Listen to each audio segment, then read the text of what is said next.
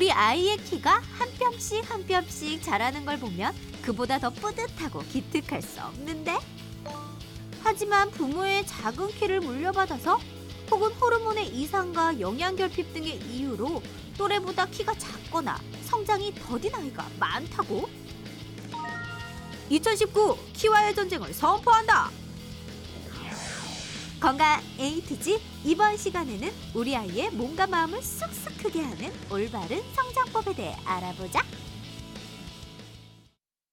네, 우리 아이의 키가 얼마나 더 자랄까? 아이를 가진 부모님이라면 한 번쯤 해봤을 고민입니다. 우리 아이의 키가 쑥쑥 큰다면 그것만큼 흐뭇한 일이 또 있겠습니까? 네, 근데 문제는 너무 빨리 키가 커도 최종 목표 키에 도달하지 못할 수가 있다는 건데요. 네. 건강 A to Z 이 시간에는 우리 아이 성장 이야기라는 주제로 얘기 나눠보도록 하겠습니다. 네. 오늘 도움 말씀 주실 분 나와주셨는데요. 네. 대명대 동산의료원 소아청소년과 강석진 교수께서 나와 계십니다. 안녕하십니까? 안녕하십니까? 반갑습니다.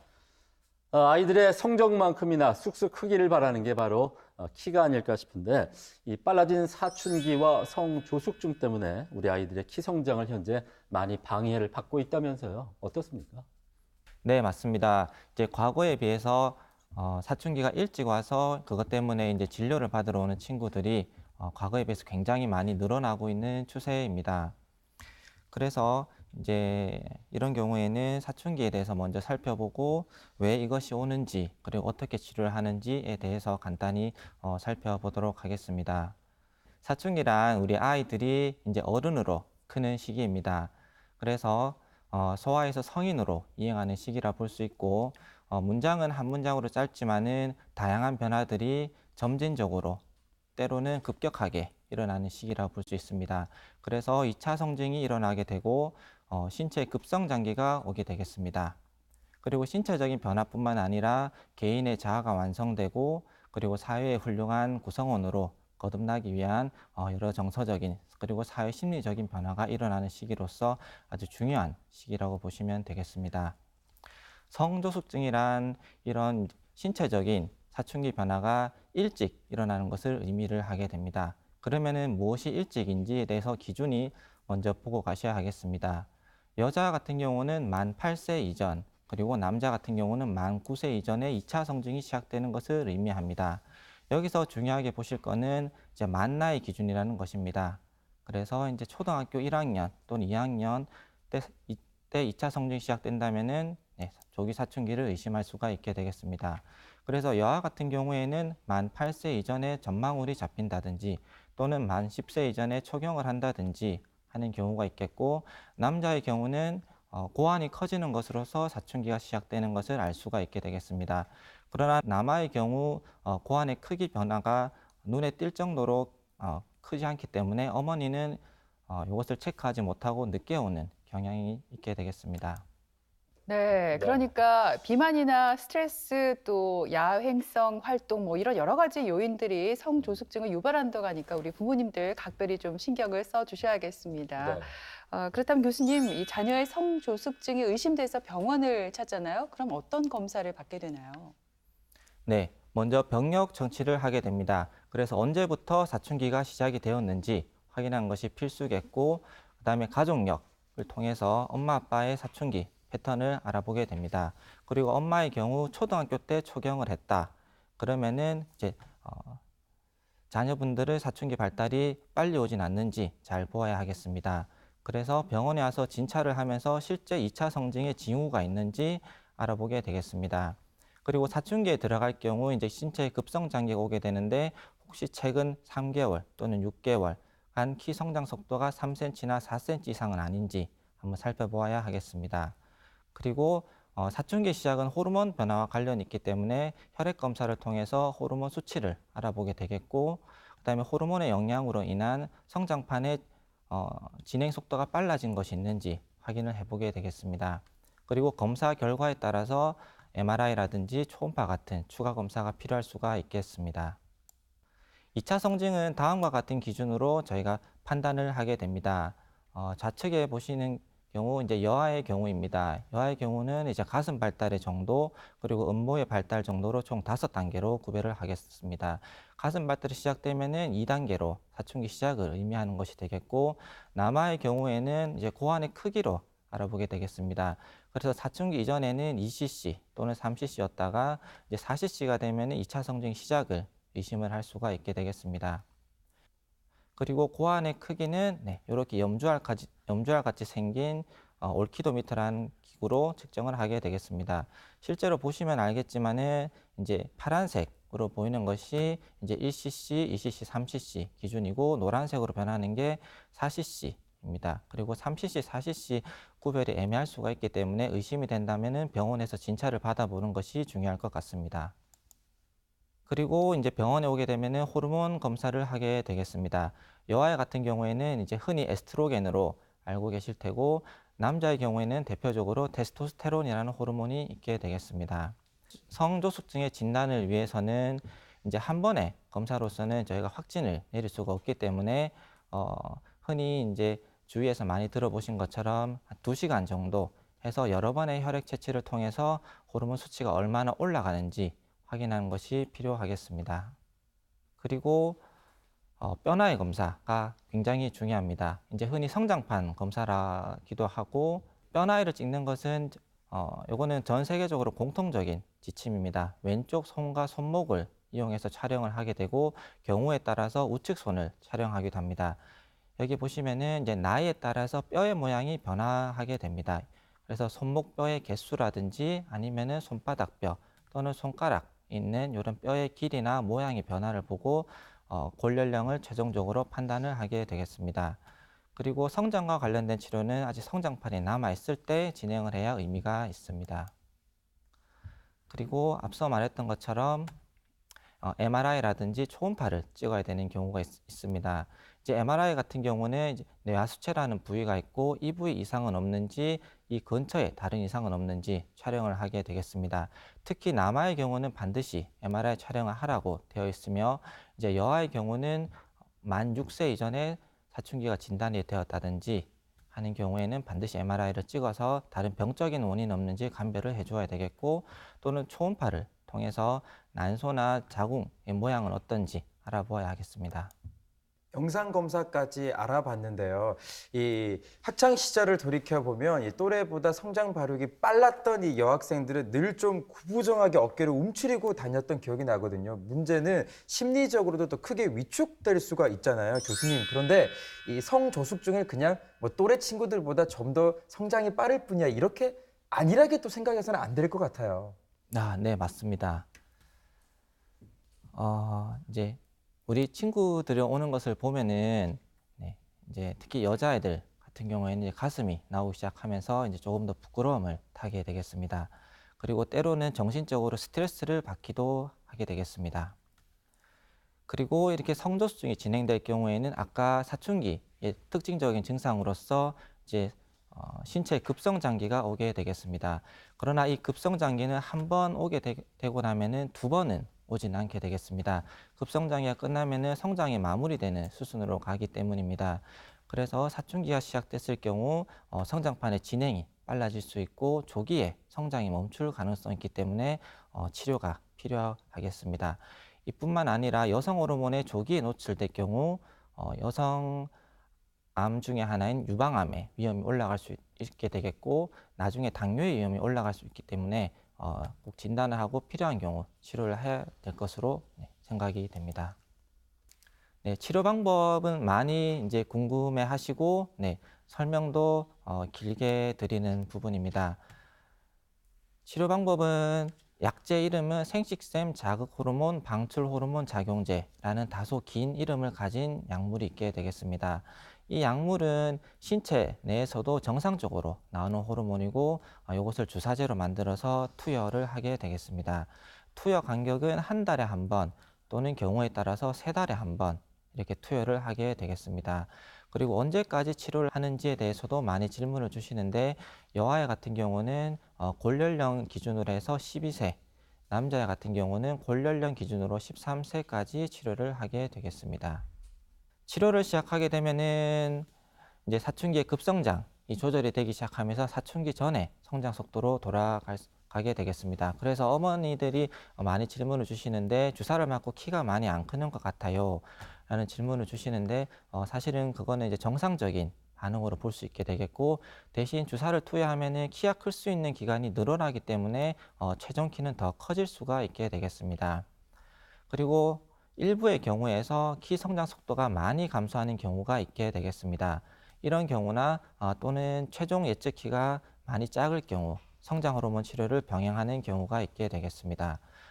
그리고 비교적 안정적인 약이지만 효과를 보고 부작용을 모니터하기 위해서 정기적으로 키를 측정하고 혈액 검사를 해서 진료를 해 나가야 합니다. 사춘기 조절과 관련된 치료는 도입된 지 수십 년이 지났습니다. 그동안 많이 검증이 되었고 부작용에 대한 연구도 많이 진행이 되었습니다. 결론적으로 말씀드리면은 사춘기 억제 치료는 안전한 치료에 속합니다.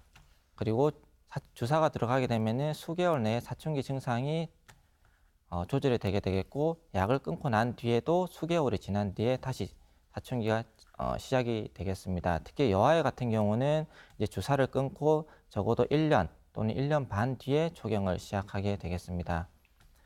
그리고 주사를 맞는 동안 비만 또는 배란 기능 이상 또는 골다공증 위험을 증가시키지 않는 것으로 알려져 있고, 주사를 끊은 뒤에는 정상적인 임신과 출산이 가능하겠습니다. 이번에는 오해와 진실을 통해서 키에 관한 궁금증을 알기 쉽게 풀어보겠습니다.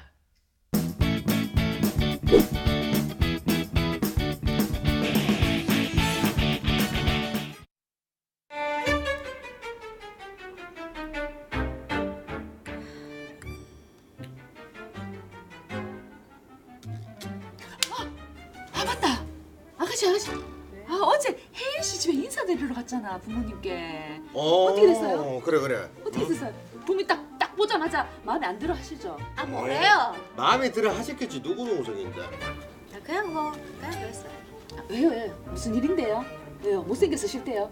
아니면 어디가 못생겼는데 어디가? 머리부터 발끝까지 다 이씨 안 못생겼다고. 아니라고 뭐 그런 건 아니고 그냥. 아니 근데 자꾸 한숨을 그래 푹 쉬노. 그러니까 왜 뭐 네 마음에 안 든다 하시더나? 당연하지 그거는. 뭘 당연해 좀. 절대 그럴 일 없지. 그래 말로 표현 안 했을 뿐이지 마음은 얼마나 억장이 무너지겠노. 아니 근데 왜 한숨 쉬는데 자꾸? 나 집에 갔는데 깜짝 놀랐다니까. 아빠도 막 180대고 엄마도 170대고 막 정말 모든 집안의 사람들 키가 다 큰데 5살짜리 조카까지 키가 몇이나 가더라. 110인가? 와 깜짝 놀랐다.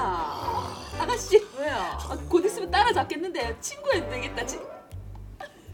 아니 근데 그게 뭐 왜? 아 그냥 좀 그렇더라. 아 뭐가 그런데 또 왜? 뭔 일 있나? 내가 딴 건 다 좋은데 키 작은 게 조금 마음에 쓰인다고 이렇게 말하셨다. 뭐? 야 그걸 대놓고 말씀하시더나 그렇게. 아니 내가 하셨다더라라고 내가 얘기했잖아. 아유, 근데 혜인 씨도 문제가 있다. 왜요? 아 그거 그냥 가만히 듣고만 있어요. 중간에서 커트 시켜야지. 그래 맞. 아 당연히 그렇듯 시켰겠지. 근데 내가 하도 코치 물어보니까 그냥 그 얘기를 하는데 그냥 그런 거 있잖아. 그런 거 하나라도 그냥 마음 쓰이는 거. 뭘 많이 쓰? 아니 야 키 작은 게 뭐? 원래 작은 고추가 더 매운 법이다. 그것도 모르신다 하더나. 아유 그래도 이 형이면 키 큰 게 좋지. 얼굴도 못생겼는데 키까지 작아봐라. 아이고 좋겠다. 자기는 키 멀 때까지 커가지고 참. 언니 좋겠네요. 아니 내가 키가 큰 게 아니고 두 분이 키가 작은 거죠. 무슨 호빗도 아니고. 도찐개찐이거든. 그래. 둘이 도찐개치 맞다 둘이. 자기랑 내랑 말이다. 아딱 기분 나쁘러. 야, 니 결혼하지 마라. 반대라 반대. 야, 키 작아갖고 뭐라 하노 기분 나쁘러. 때려쳐라 그냥. 와 키 작아가지고 뭐 결혼을 반대하고 난리고. 아 됐거든. 나 혜인 씨랑 결혼은 할 거다. 결혼하는데 뭐. 아 이세가 문제긴 하지. 뭘 하기는 하지 마. 왜 또 하지 말라는데 뭐만 하면 하지 아니 말라 키 갖고 뭐라 하잖아 지금 기분 나쁘러. 에헤이. 아이고 얼굴 가지고 안칸 거봐요. 그 다행인 주세요.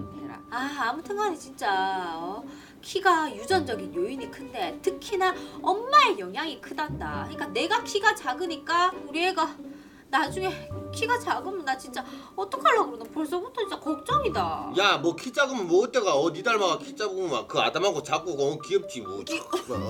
야, 그러고 키는 요새 유전적인 요인보다 그 환경적인 요인이 더 큰 거 모르나? 아니다.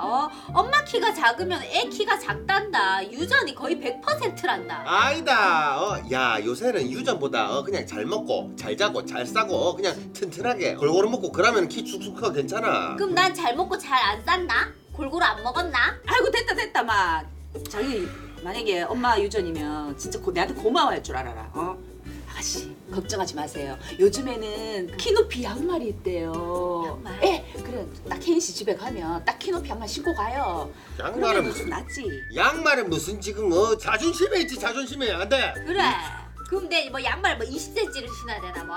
그리고 티가 나잖아. 이세가 태어나면은 키가 작아봐라. 내일 원망하겠지. 니를 원망 안 한다니까. 괜찮다. 운동시키고 그 밥 골고루 먹이고 그러면 된다. 뭘 자꾸. 아가씨 얼굴 닮으면 원망하겠죠.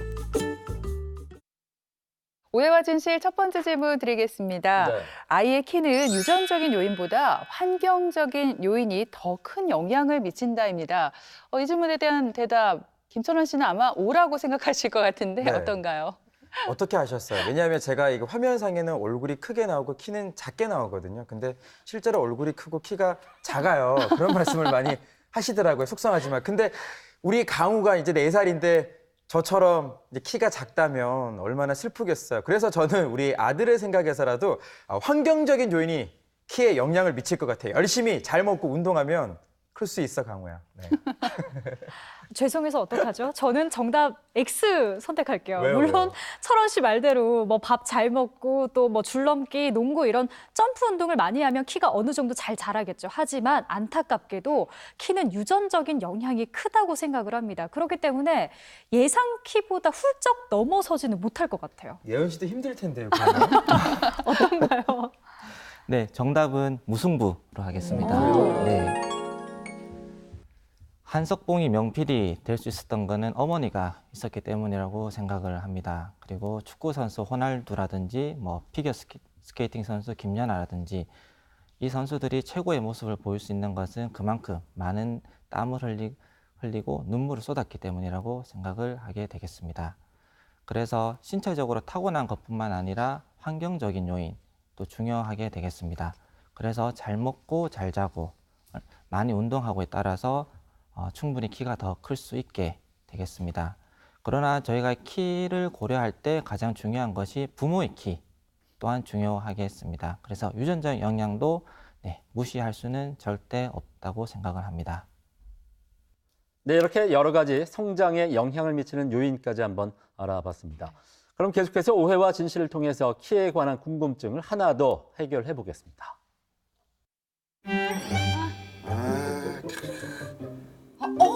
아 자기야 전화 왔다. 전화 받아 빨리. 아 전화 지금 이게 바빠 죽겠네 진짜. 아 받아 빨리. 아이고 참. 아 한서진이 진짜. 야 너 웬일로 또 전화하고? 참, 공부 잘하는 딸 자랑하려고 전화했네. 아유 받아보면 알겠지. 아 받기 싫은데 진짜. 아이 받아 빨리. 여보세요. 그래 서진아. 융이야, 잘 지내지? 별일 없고? 아니 근데 너는 내가 전화 안 하면 전화할 일이 없더라. 요즘 바빠서 전화 한 통 못했네. 내야 별일 없지. 니도 당연히 잘 지낼 거고. 나야 잘 지낼 일밖에 없지. 의사 남편에 공부 잘하는 우리 예서에 정말 나는 다 가졌잖아. 맞다. 너 우리 캐슬에 한번 놀러 와. TBC 캐슬이라고 들어봤지? 어머 얘 왜 안 들리니? 어머 얘 감이 멀다. 들리는 거 알거든? 아무튼 융이야. 근데 나 진짜 속상한 일이 생겼다. 우리 예서 정말 어떡하네? 왜? 그렇게 공부 잘하는 우리 예서가 성적이라도 떨어졌나? 성적?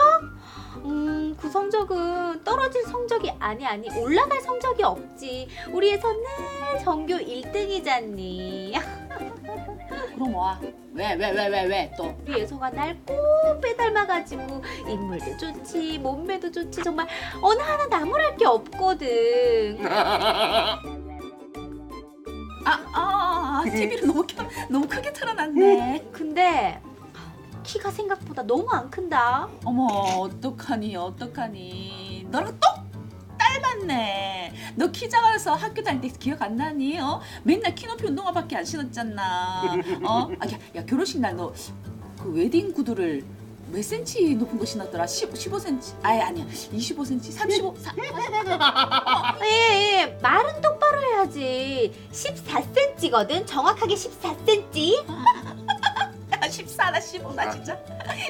또 개찐이래 야 진짜. 아무튼 우리 애서 정말 공부도 잘하고 성격도 좋고. 근데 나 닮아서 키 안 크는 거 아니겠지? 우리 애서 아나운서 시킬 건데 혹시나 나중에 그 키가 안 된다. 어떡하면 좋으니? 아나운서 하려고 하면 뭐 키도 커야 되나? 하긴 그건 그렇다. 근데 얘서 손발 크다 아이가? 못하겠네. 그렇지. 손발이야 크지. 지 아빠 닮아가지고. 그럼 괜찮다. 손발 크면은 뭐 키 큰다 하던데. 어머, 그러고 보니까 융이 너 발 사이즈가 250 정도 되지 않나? 맞다. 그래서 네가 이렇게 키가 큰 거구나. 아유, 그러면 뭐 걱정 안 해도 되겠네. 거기서 내 발 사이즈가 왜 나오는데? 어? 아니, 너는 키만 컸지 성격이나 뭐 이런 거는 다 좀 아직까지 여전하네. 어머, 지금 몇 시니? 어머, 8시. 우리 애서 독서 토론 갈 시간이다. 나는 이렇게 전화할 시간도 없이 너무너무 바쁘다니까. 융이야, 나중에 우리 캐슬로 놀러와. 끊어. 야. 꼭 지 할말만은 돈 많으면 뭐하노? 인성이 바닥인데. 안 그렇나? 그렇지. 자기는 돈도 없고 인성도 바닥인데 잘 돼. 뭐라고? 아니다. 뭐라고? 잘못 들었어 자기야. 이거 무기 맞지? 아니.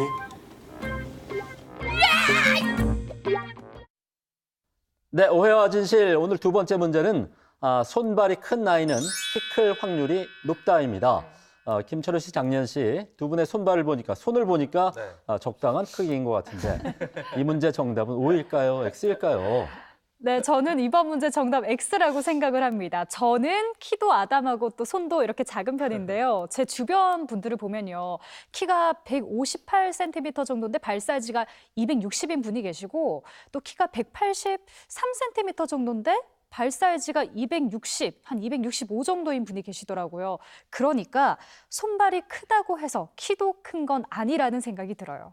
아니에요. 그 우리 중학교 때 어떤 게 유행했냐면 그 체육 시간에 농구하다가 한 손으로 그 큰 친구들은 네. 공을 잡았어요. 근데 그렇죠. 그 친구들이 고등학교 가서도 굉장히 많이 크더라고요. 그리고 우리 강우가 놀라운 건 태어났을 때 이 손가락 발가락 개수 세라 보잖아요.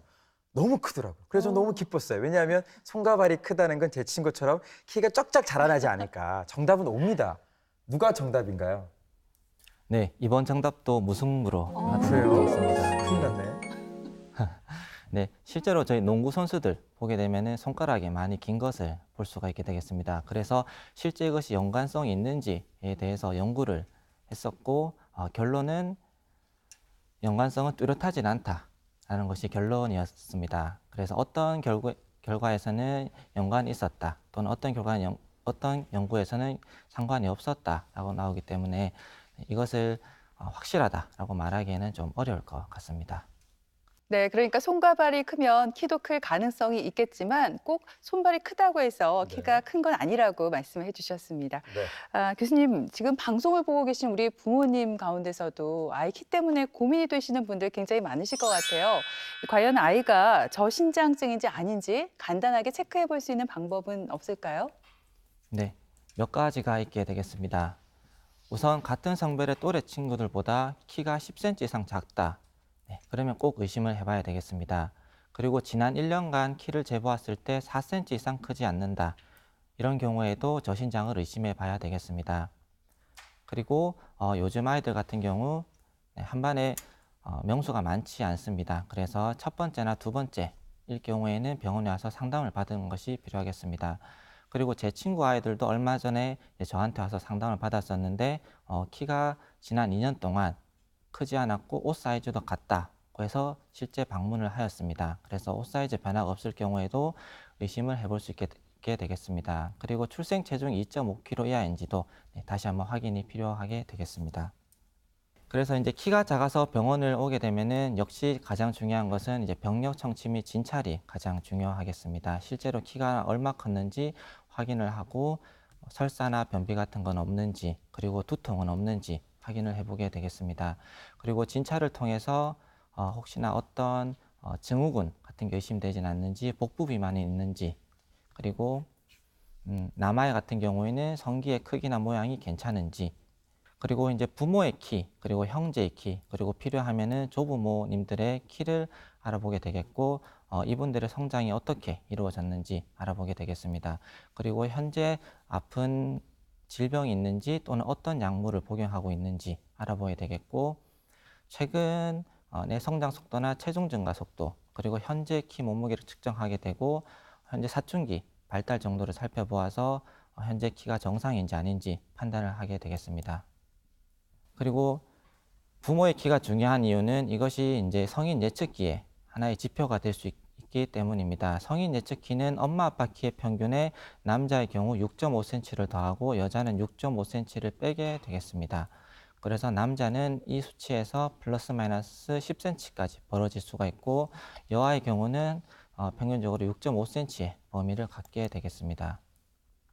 네, 그렇다면 이렇게 여러 가지 검사를 통해서 저신장증으로 판명이 된다면은 구체적으로 치료를 어떻게 해야 되는지 궁금해지는데요. 교수님, 흔히 많이들 떠올리시는 게 성장 호르몬 주사가 아닐까 싶거든요. 이게 또 그 다른 부작용 이런 건 없나요?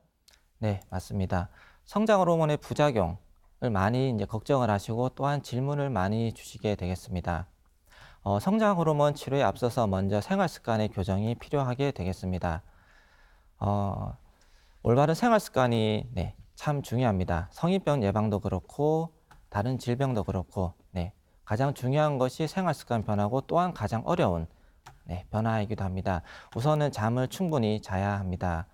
충분한 잠은 성장 호르몬의 분비와 직접적인 관련이 있게 되겠습니다. 그래서 아이들이 충분한 수면을 잘 수 있도록 부모님께서 많이 도와주셨으면 좋겠습니다. 그리고 균형 있는 식사가 중요합니다.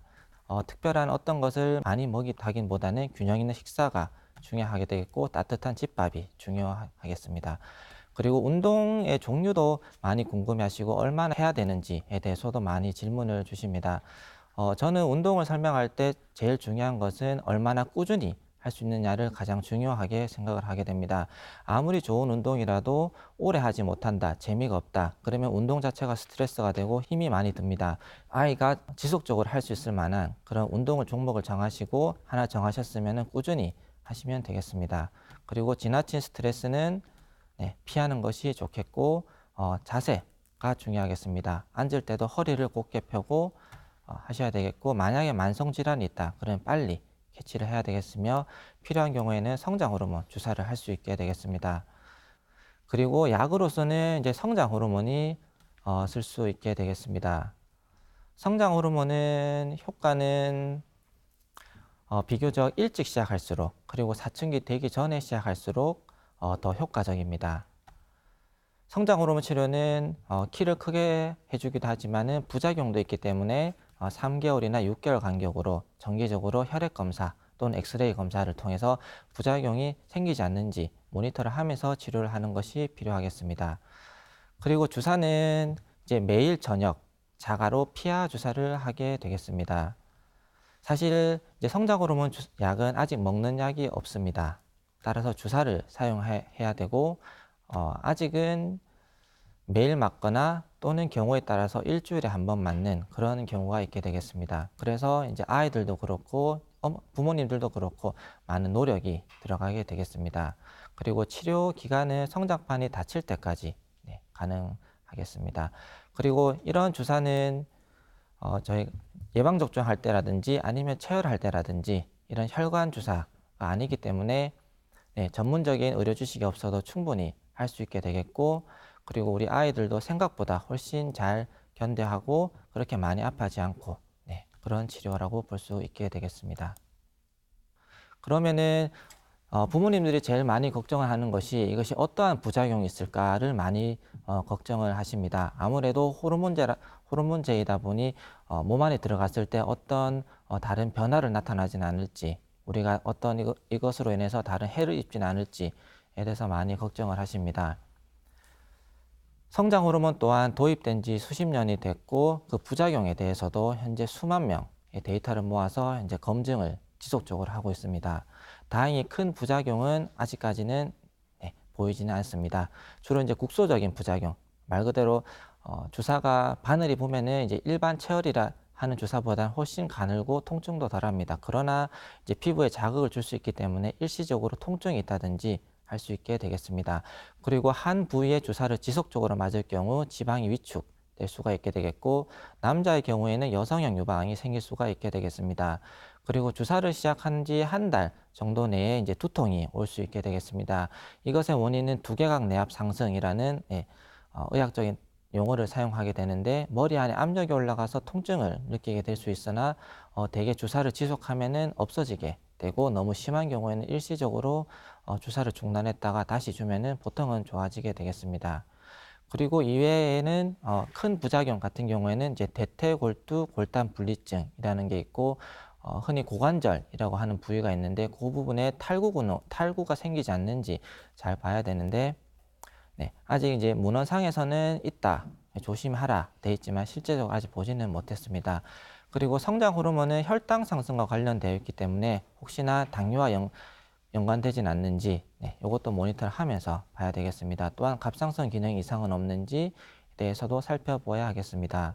그리고 종양성 질환 발생이라는 항목이 있는데, 실제적으로 새로운 암의 발생과는 관련은 없는 것으로 알려져 있습니다. 그러나 다운 증후군이라든지 아니면은 기존에 암으로 치료받았다든지 하는 경우에는 성장 호르몬 부작용을 걱정을 해서 치료를 안 하거나 또는 신중히 하는 경우가 있게 되겠습니다.